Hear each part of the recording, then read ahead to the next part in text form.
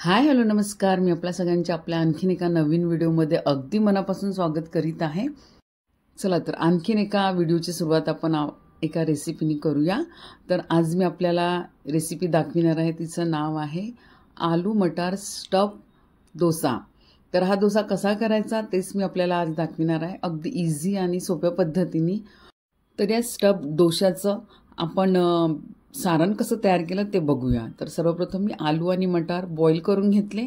त्यानंतर एका कढईमध्ये तेल टाकलं, त्यामध्ये मोहरी आणि जिरेची फोडणी दिली. त्यानंतर कांदा टाकला, हिरवी मिरची टाकली, कढीलिंब टाकला आणि त्यानंतर हळद, तिखट, धनिया पावडर, मीठ चवीनुसार आणि बॉईल केलेले आलू सोलून घेतले आणि ते सगळं मटार आणि आलू त्यामध्ये टाकलं.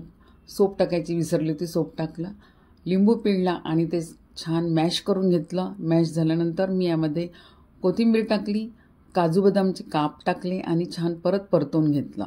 तर हे आपलं झालं आहे तयार मिश्रण. आणि त्यानंतर आपल्याला लागणार आहे इडलीचं किंवा डोश्याचं बॅटर. तर हे आपण बॅटर बघा, असं एकदम पातळ नाही घ्यायचं, आपल्याला थोडं थिकच घ्यायचं आहे. आणि बटर लागणार आहे आपल्याला आणि सारण.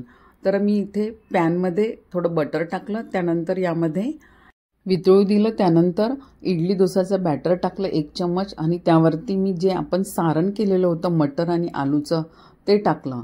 आणि त्यानंतर परत आपण 1 चम्मच बॅटर टाकून द्यायचं त्यावरती आणि छान असं झाकून होऊ द्यायचा हा डोसा. ह्या एकाच सारणापासून तुम्ही वेगळे वेगळे पदार्थ करू शकता. तुम्ही स्टफ डोसा करू शकता, स्टफ पराठा करू शकता, कचोरी करू शकता किंवा याचे कटलेटसुद्धा करू शकता.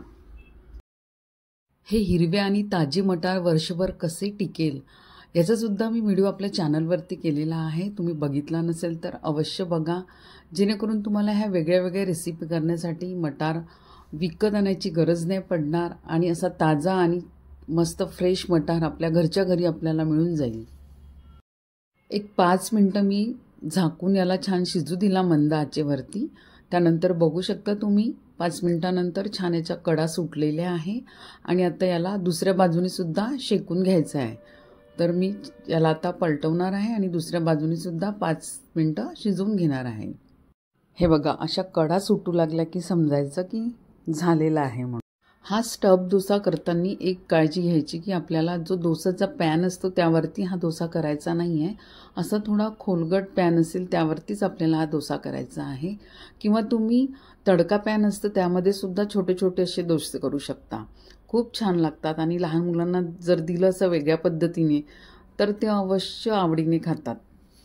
हा डोसा तुम्ही वेगळे वेगळे सारण भरून सुद्धा करू शकता, जसे की गाजर आहे, शिमला मिरच आहे, पत्ताकोबी याची एक अशी भाजी तयार करा आणि ती सुद्धा भरून तुम्ही हा डोसा करू शकता. किंवा आलूची सुकी भाजी आहे, पालक आणि कॉर्नसुद्धा टाकून हा स्टफ डोसा करू शकता. अशा विविध प्रकाराने जर तुम्ही हा डोसा लहान मुलांना दिला किंवा मोठ्यांना सुद्धा दिला तरी ते आवडीने खातील आणि थोडं व्हेरिएशन येईल त्यामध्ये. तेच ते पदार्थ खाऊन घरचे लोकही कंटाळतात आणि लहान मुलंसुद्धा कंटाळतात. त्यामुळे असं काहीतरी वेगळं वेगळं करून खाऊ घातलं की त्यांनाही बरं वाटतं. तर बघा, छान दोन्ही बाजूनी मी छान असा शेकून घेतलेला आहे आणि बघा किती मस्त असा कलर आलेला आहे. आणि हा आता दोन्ही बाजूनी छान क्रिस्पी झालेला आहे. तुम्हाला थोडा नरम ठेवायचा असेल तर नरमही ठेवू शकता, पण हा थोडा क्रिस्पीच छान वाटतो. हा तुम्ही दह्यासोबतही खाऊ शकता, हिरव्या चटणीसोबतही खाऊ शकता किंवा मग तुम्ही सॉससोबतही खाऊ शकता. ज्यावेळेस आपण आतमध्ये सारण भरतो त्यावेळेस थोडा चीज किसून टाकला तरी छान वाटेल किंवा एखादी स्लाईस असेल चीजची तर ती सुद्धा छान वाटेल.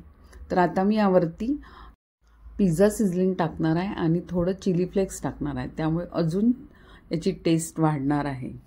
तर एकदा नक्की करून बघा हा क्रिस्पी क्रिस्पी असा डोसा, छान स्टफ डोसा.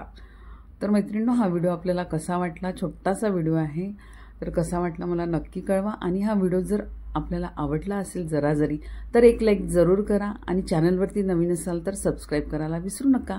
परत भेटूया आपण अशाच छानशा व्हिडिओसोबत. Till then bye bye, take care and stay healthy.